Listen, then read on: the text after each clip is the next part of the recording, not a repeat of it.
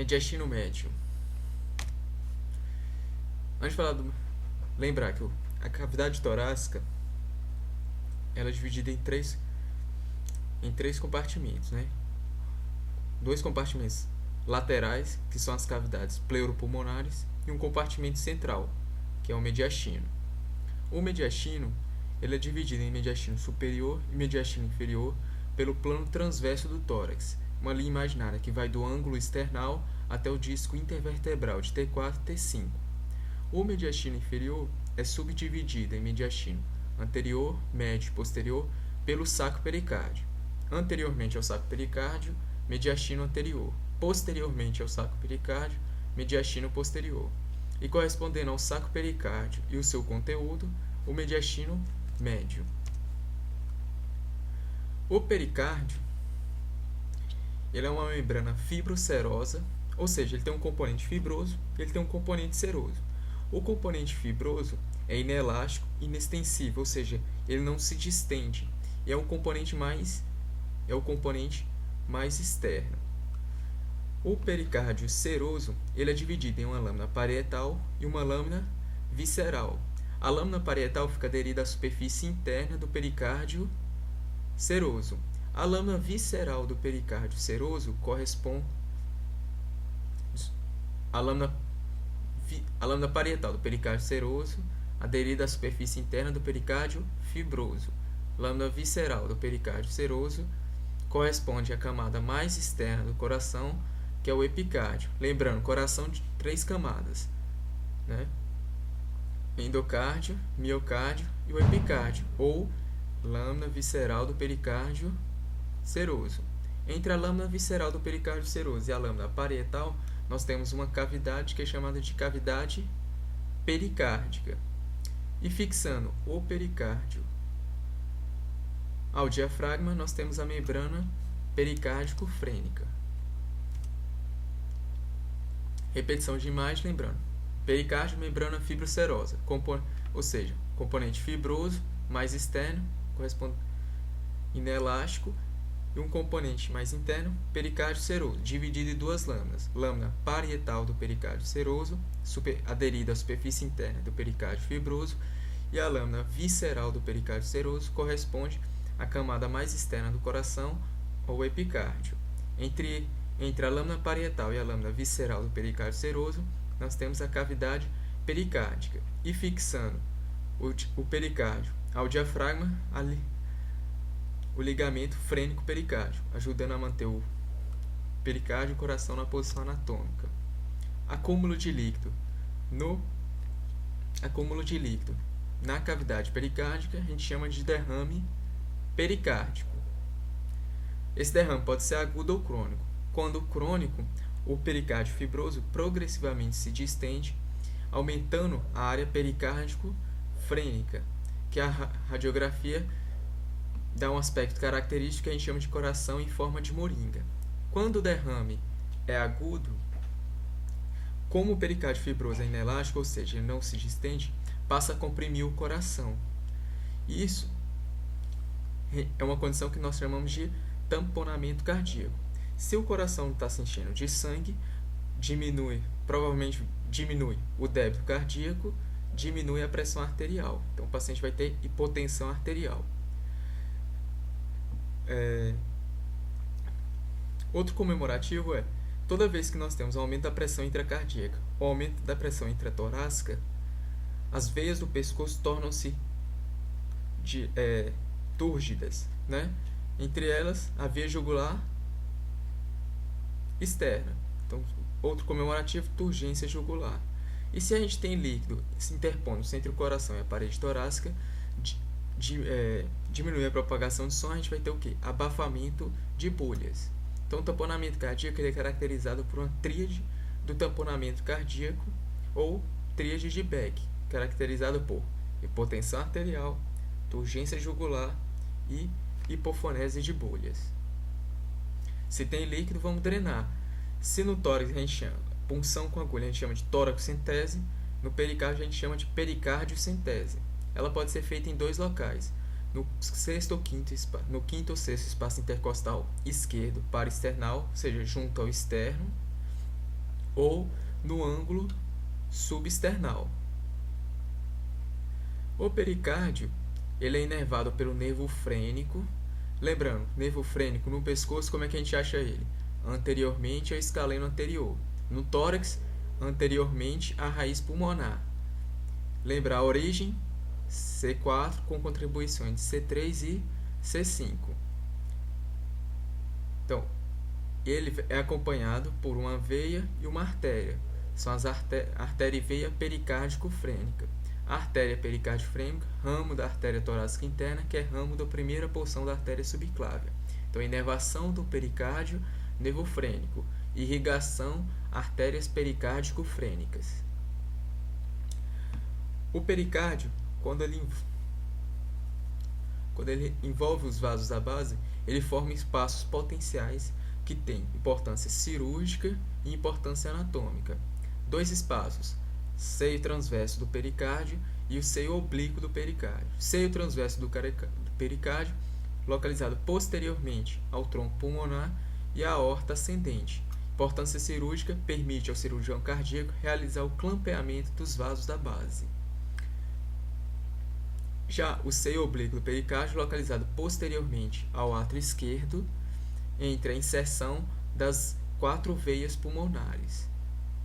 Okay? Então, dois espaços, seio transverso do pericárdio, posteriormente ao tronco pulmonar e à aorta, permite ao cirurgião cardíaco fazer o clampeamento dos vasos da base.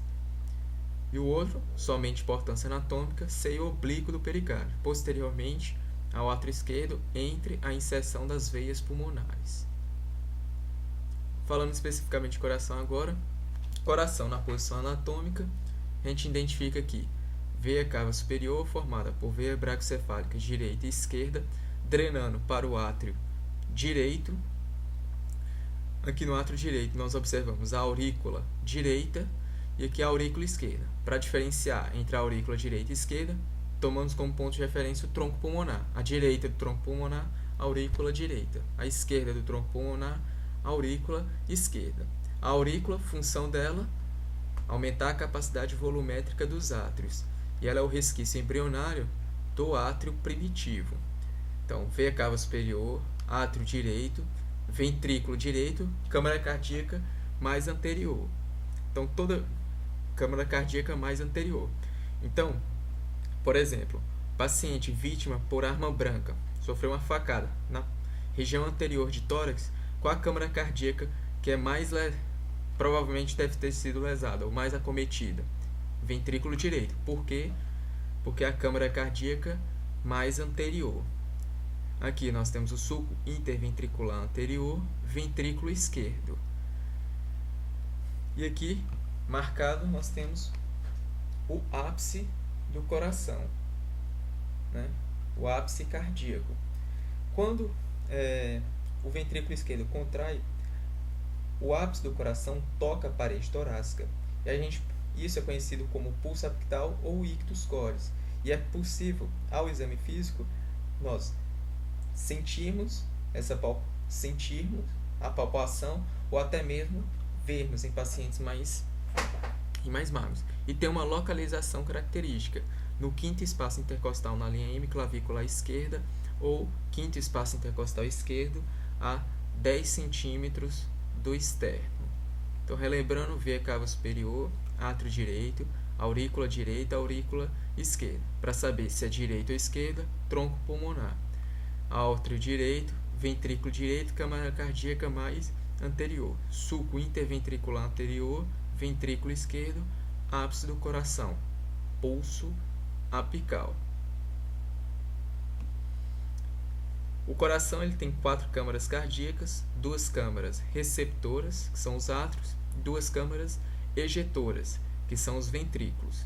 E a gente vai dividir em coração direito e coração esquerdo.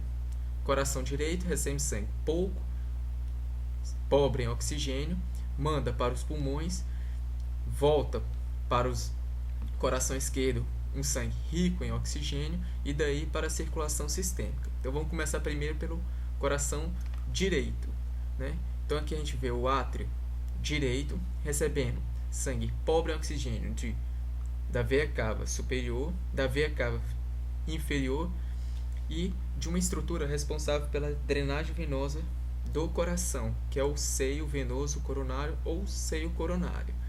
O que observamos aqui, ó, é o ósseo do seio coronário, ou seja, essa estrutura aqui, seio venoso coronário, estrutura responsável pela drenagem venosa do coração, formada por 3 veias: veia cardíaca magna, vindo da esquerda, veia cardíaca parva, vindo da direita, e a veia cardíaca média ou interventricular posterior. Então, ósseo do seio coronário, seio venoso coronário, veia cardíaca magna, parva e média. Aqui observamos, esses músculos são os músculos pectíneos. Tem músculo pectíneo só no átrio direito? Não. Tem músculo pectíneo tanto no átrio direito como no átrio esquerdo. Só que no átrio esquerdo a gente só vai ter músculo pectíneo na aurícula esquerda. Aqui nós observamos um septo que está entre o átrio direito e o átrio esquerdo. A gente tem um septo interatrial. No septo interatrial nós encontramos uma depressão, que é a fossa oval, que é o resquício embrionário do forame oval.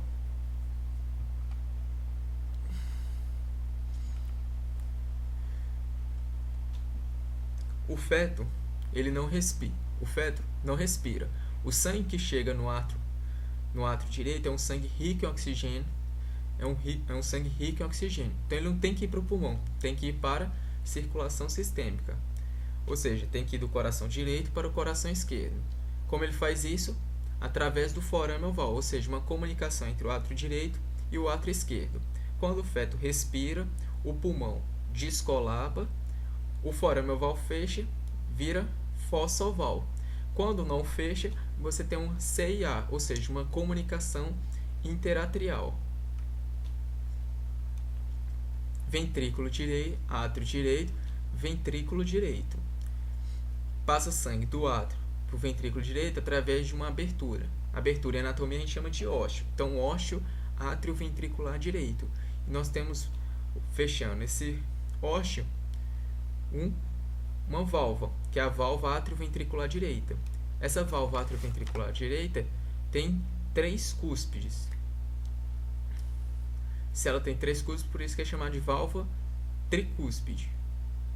Se tem 3 cúspides, quantos músculos papilares? 3 músculos papilares. A gente observa aqui cúspide anterior, cúspide posterior, cúspide septal. Então a gente vai ter músculo papilar anterior, músculo papilar posterior e músculo papilar septal.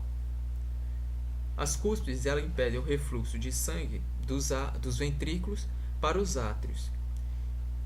Aqui nós observamos as cordas tendíneas que impedem a eversão das válvulas, e os músculos papilares tensionam as cordas tendíneas de modo que impede a eversão das válvulas. O conjunto de cúspides, cordas tendíneas e músculos papilares formam um aparelho orovalvar do coração. Então, cúspide impede refluxo de sangue dos ventrículos para os átrios, cordas tendíneas impede a eversão das válvulas. Conjunto de válvulas, cordas tendíneas e músculos papilares, aparelho orovalvar do coração. Observamos essas projeções musculares irregulares que a gente chama de trabéculas cárneas. Trabéculas cárneas. Observamos uma trabécula que vai do septo interventricular em direção ao músculo papilar anterior. Essa trabécula a gente chama de trabécula septomarginal. Trabécula septomarginal. E nela ela é importante porque dentro dela está passando o ramo direito do feixe átrio-ventricular. Tá? Então o que a gente está observando aqui? Cúspides, cordas tendíneas, músculos papilares, papilar anterior, posterior, septal, trabéculas cárneas, trabécula septomarginal. Conteúdo, ramo direito do feixe átrio-ventricular. E essa região, uma dilatação que precede o tronco pulmonar, nós chamamos de cone arterial ou infundíbulo. Prosseguindo agora o coração esquerdo. Agora, começando, nós observamos aqui o átrio esquerdo, que é a câmara cardíaca mais posterior, e ela forma a base do coração. Então, todos os vasos relacionados com o átrio esquerdo são chamados, ou seja, com a base do coração, são chamados de vasos da base, ou seja, aorta, veia cava superior, tronco pulmonar. No átrio esquerdo, ele está intimamente relacionado com uma estrutura, que é o esôfago. Então, quando você tem aumento do átrio esquerdo, você vai ter compressão do esôfago. Isso dá uma manifestação, ou seja, o paciente vai ter dificuldade para deglutir, a gente chama de disfagia. Tem músculo pectíneo no átrio esquerdo?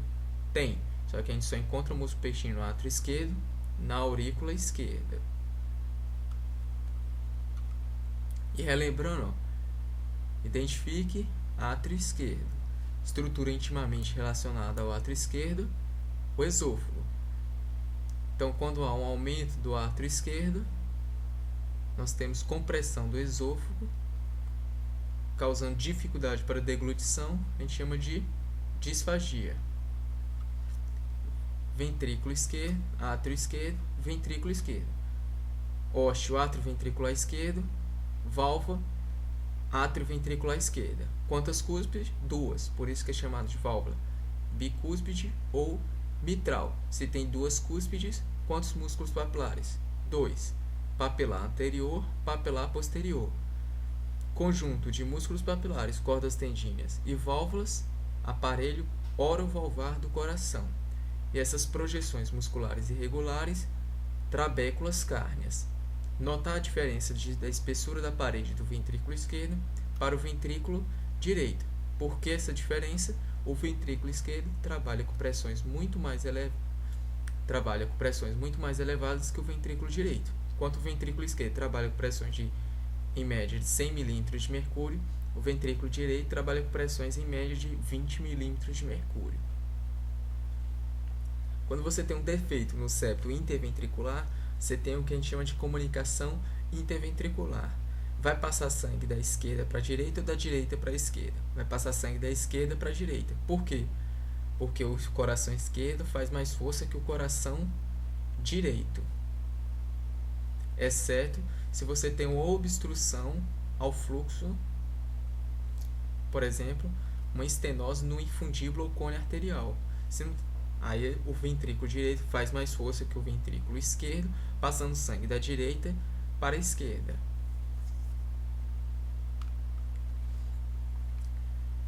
Aqui nós temos as válvulas.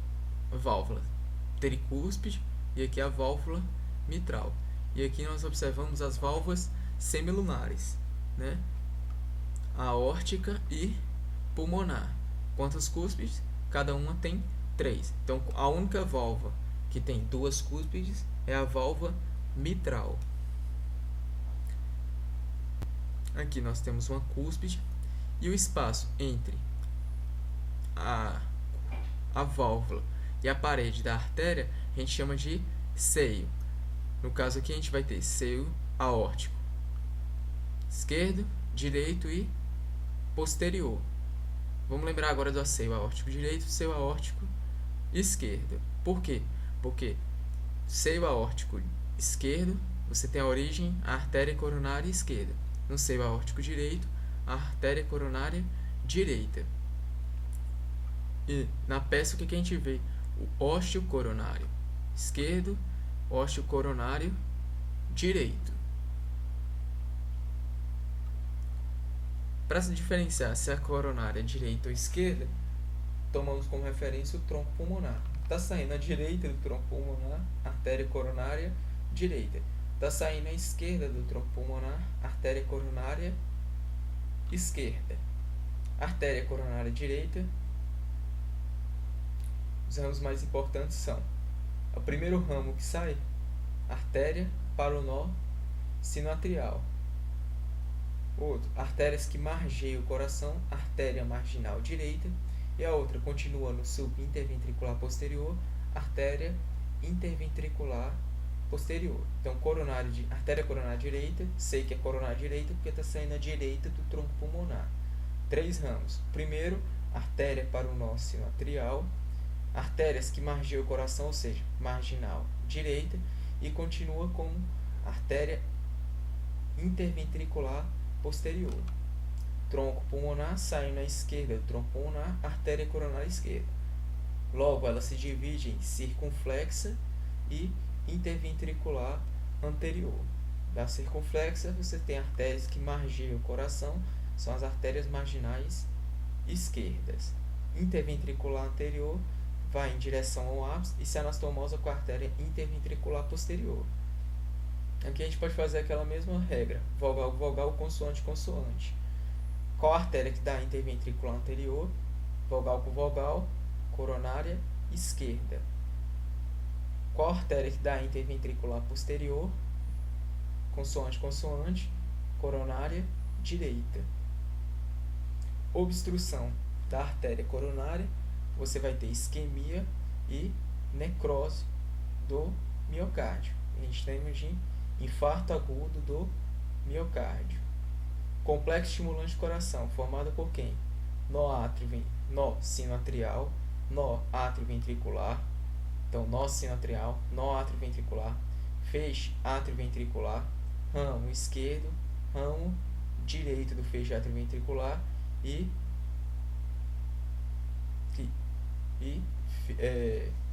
ramos subendocárdicos. Na fisiologia a gente chama feixe atrioventricular de feixe de His, né? Então, ramo esquerdo e ramo direito do feixe de His, e os ramos subendocárdicos de fibras de Purkinje. Nó sinoatrial, localizado anteriormente à junção da veia cava superior com o átrio direito. O nó atrioventricular no septo interatrial, posterior, próximo ao ósseo do seio coronário. O feixe atrioventricular no septo interventricular e o ramo direito do feixe atrioventricular encontramos na trabécula septo marginal. Então, nó sinoatrial, anteriormente à junção da cava superior com o átrio direito. Nó atrioventricular no septo interatrial, próximo ao ósseo do seio coronário. Feixe atrioventricular no septo interventricular e o ramo direito do feixe atrioventricular na trabécula septo marginal. E aqui nós observamos o ligamento arterioso ou canal. Ligamento arterioso, que é o resquício embrionário do canal arterial, fixando o tronco pulmonar ao arco da aorta. Lembrando, na circulação pulmonar, o sangue que chega, o feto não respira. Quem respira pelo feto é a placenta. O sangue que chega no átrio direito é um sangue rico em oxigênio. Ele não tem que ir para o pulmão, ele tem que ir para circulação sistêmica, ou seja, para o coração esquerdo. O mecanismo passa sangue do átrio direito para o átrio esquerdo através do forame oval. Ainda sobra sangue que vai para o ventrículo direito, tronco pulmonar, volta para a circulação sistêmica, ou seja, através do canal arterial, passando sangue do tronco pulmonar para o arco da aorta. Quando o feto nasce, respira, você fecha o forame oval, formando a fossa oval. Fecha o canal arterial, formando o ligamento arterioso ou ligamento arterial. Quando o ligamento arterioso não fecha, a gente tem uma patologia que a gente chama de persistência do canal arterial. Vai passar sangue da direita para a esquerda, da esquerda para a direita. Da esquerda para a direita. Por quê? A pressão na aorta é maior que no tronco pulmonar. E relembrando aqui, ó, veia cava superior, átrio direito, aurícula direita, ventrículo direito, câmara cardíaca mais anterior, aurícula esquerda, diferenciar tronco pulmonar. A direita tronco pulmonar, aurícula direita, a esquerda tronco pulmonar, aurícula esquerda. Ventrículo esquerdo, ápice do coração, quinto espaço intercostal esquerdo, na linha hemiclavicular. Trato de saída do ventrículo direito, tronco pulmonar. Trato de saída do ventrículo esquerdo, aorta. A aorta ela é dividida em aorta ascendente, arco da aorta e aorta descendente. Cada pedaço da aorta cada parte da aorta está localizada em um mediastino. A aorta ascendente no mediastino médio, arco da aorta no mediastino superior e a aorta descendente no mediastino posterior, e o tronco pulmonar pertencente ao mediastino médio.